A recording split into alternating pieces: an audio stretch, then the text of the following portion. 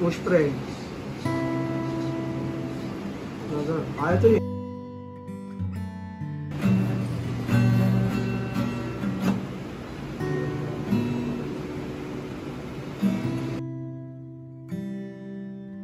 Okay lang, please check lang ito sa yellow basket mo yung mga item mo.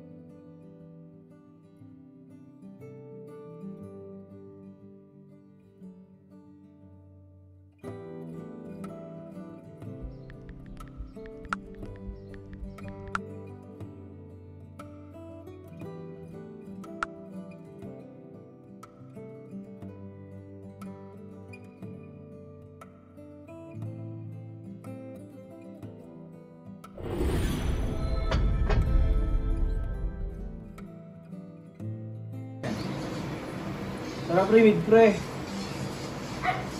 Ito patay ito eh.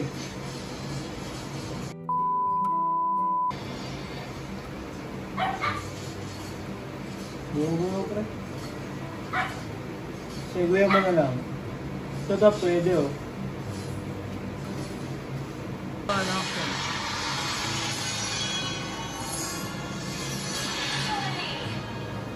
Tara, laro pa tayo pre.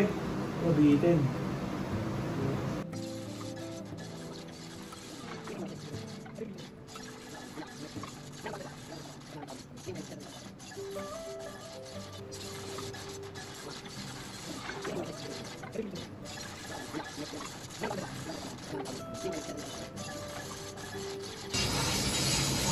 Tara pre, ito na pre. Nagawin mo pre ah. Kuya, tawagan na sa baba, kakain na. Ano mo gamakulit, kukonyatan kita. Nagaduwa ko. Bahala ka, lagot ka kay mama. Pre, laro pa tayo pagkakapos ah.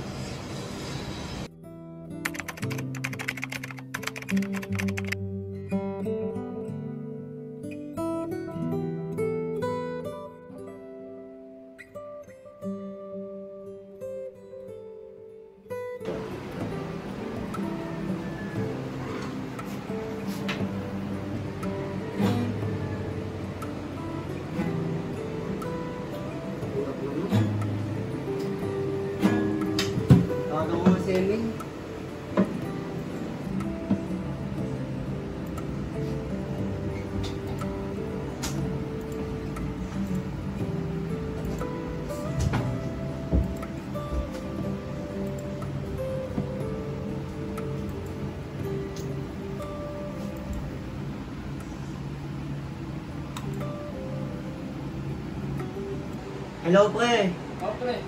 may ano sana ako sa'yo, magpapaturo sana ako mag-gitara. Hindi, walang problema. Nanonood kasi ako sa YouTube, hindi ko mag-gets eh. Paano ba? Ano ba una? Sige, Kahit wait yung lang. mga basic chords lang. Okay. Sige, wait lang. Balikan lang yan, pre. Paano? Anong chords yan? G, pre. G. Di bali, dito sa pangalawa, dito sa pangalawa.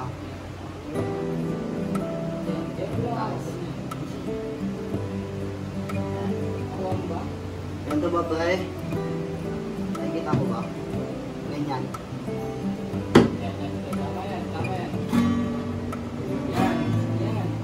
Eh yung E, yung E.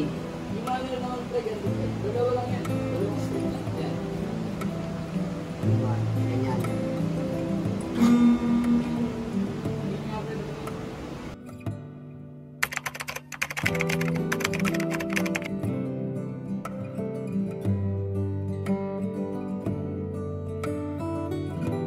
Hello ma'am sir, available pa po yung gitara natin yan. Bali second hand po siya. All goods to po tumutunog. 199 lang po ma'am. Murang-mura naman. Tumutunog pa. Maganda pa yung sound niya ma'am. Bili na kayo ma'am. Bili na kayo ma'am. Yours na po madam. Kuha na po. Screenshot na lang po, screenshot. 1, 2, 3, screenshot po. May hollow block ba kayo dyan? Ma'am, wala po yung hollow block dito ma'am. Gitara po yung binibenta po namin ma'am, di hollow block ma'am.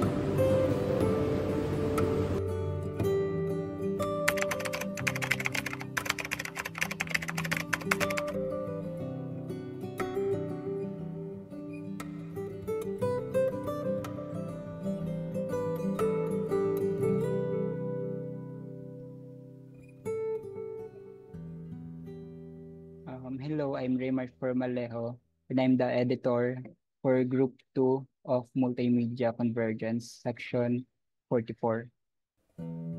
Bale, ang ginamit naming editor ay DaVinci Resolve 19. Kung paano namin in-edit, una, hiniwalay-hiwalay muna namin yung mga gagamitin naming resources like background music or sounds, videos, video overlay and images. Next naman, ito naman yung ginagamit ko sa pagkakat ng mga sounds and videos. Ito naman yung pinaka main workplace ko sa paglalagay ng mga videos and musics at pag-order nila. Ito naman yung Fusion, kung saan gumagawa ako ng mga animations or transitions like ganito sa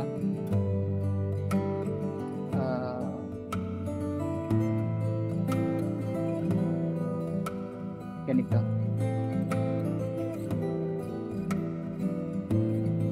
Bale, yung makita dito yung transition ay animation ng parang sa nagta-type sa Messenger.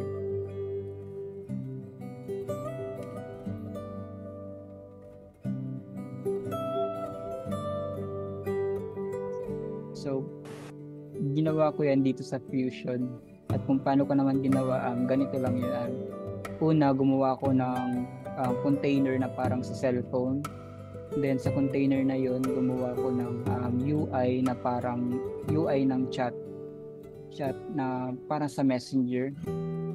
Next naman, pinag-connect ko sila using nodes nila. Pinag-connect ko yung nodes and pinerge ko sila para sabay-sabay and isahan lang yung media in and media out. Eto. Then once na makonect ko na siya based sa gusto ko, tsaka ko lang siya i-animate. Then once na may animation na siya, susunod-sunodin ko na siya, i-order ko na siya kung saan siya papasok at kailan. For example, ganito yung pre dito siya sa 25 seconds. Next naman yung milliseconds pala, 25 seconds dito sa 25. Next naman yung ayan, Tara ML rank, dito siya pumasok. Balik ganito lang siya mag-order. Then sige pre, online na ako. Dito naman siya.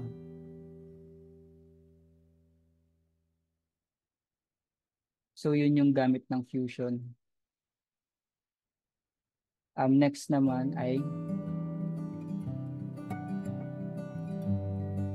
ito yung rewind.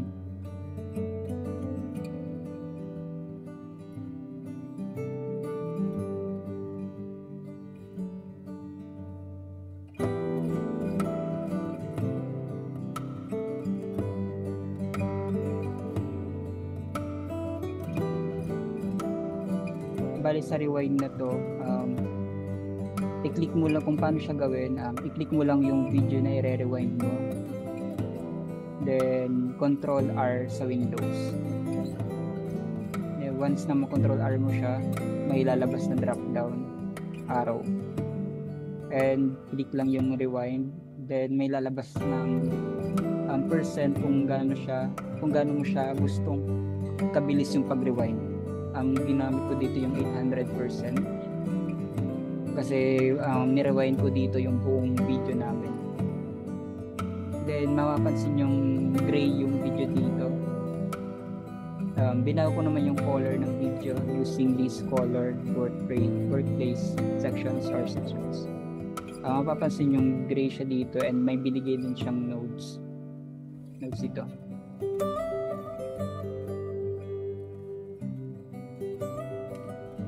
Dito sa kung paano siya gawing gray, sa saturation ginawa ko siyang 0, then naging gray na siya. Ay mapapansin rin yung dito binago ko rin yung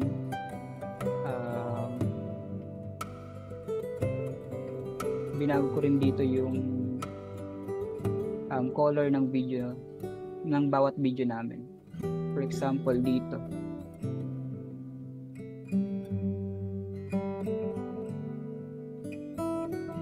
bali yung ginalaw ko lang dito ay yung gamma and gain. Sa HDR naman yung yung lights and hindi, sa dito lang pa rin gamma and gain lang.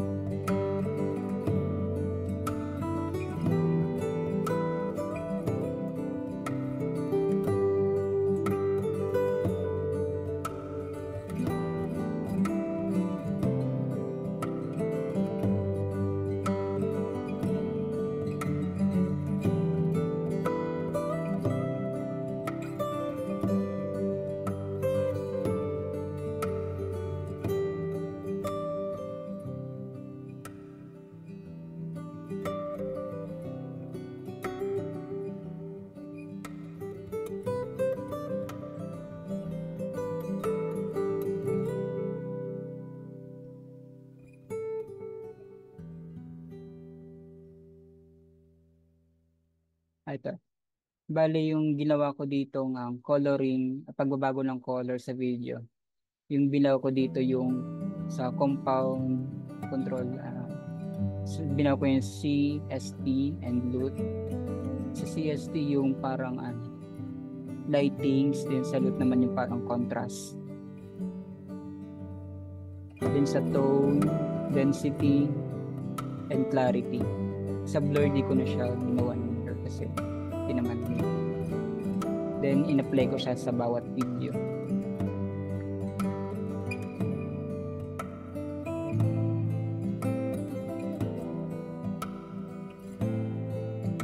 Next naman yung pag-apply ng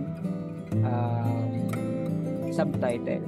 Pag-apply ng mga subtitle, i-right click lang to, then may lalabas na add subtitle track. Then once na na-click na to, may lalabas na ganito. Dito ka maglalagay ng subtitle. Then dito yung kung anong oras siya papasok, din kung anong oras matapos yung subtitle mo. Next naman itong track. Dito ka mag-edit mag-style ng subtitle mo. Dito nilagyan ko lang siya ng background na gray and black, then may opacity na 50%. Next naman ay ang paglalagay naman ng mga background music. Then yung paglalagay ng mga background music, yan, dito lang sa pinakababa. Drop mo lang to dito sa kung saan mo siya gustong ilagay. Then kung paano magano ng volume, magbaba or magtaas, mag-increase or mag-increase ng volume, ganito lang siya. Tapos mo lang to. Yan. Next naman ay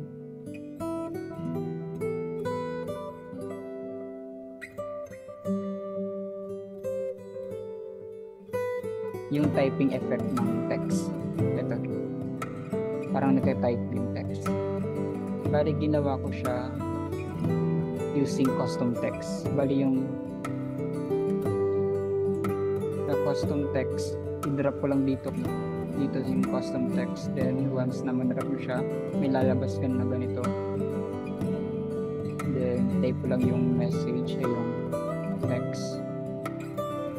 Then ilagay mo to sa kung saan gusto mong i-end yung animation. Then once na ilagay mo na siya, i-check mo tong diamond na to sa right on. Then dapat naka 100% to or 99%. Then once na na-click mo na to, ilagay mo siya sa kung saan mo siya gustong simulan. Then click the diamond button. Then yung right on start, gawin mo siyang 0.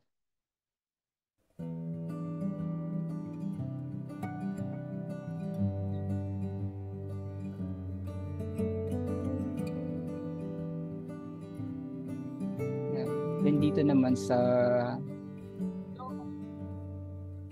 parang live Facebook, ginamitan ko siya nilagyan ko siya ng video overlay ng pang FB live. Then nilagay ko siya sa video na to. Then sa sa paggawa naman ng video overlay na to at pag-alis ng gray, ginamit ko rin yung Fusion.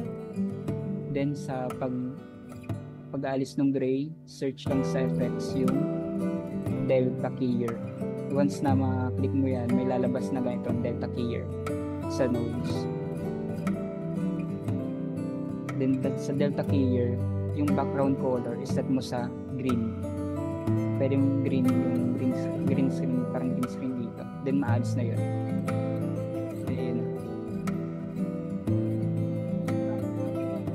Then then naglagay rin ako ng mga messages. Makita dito yung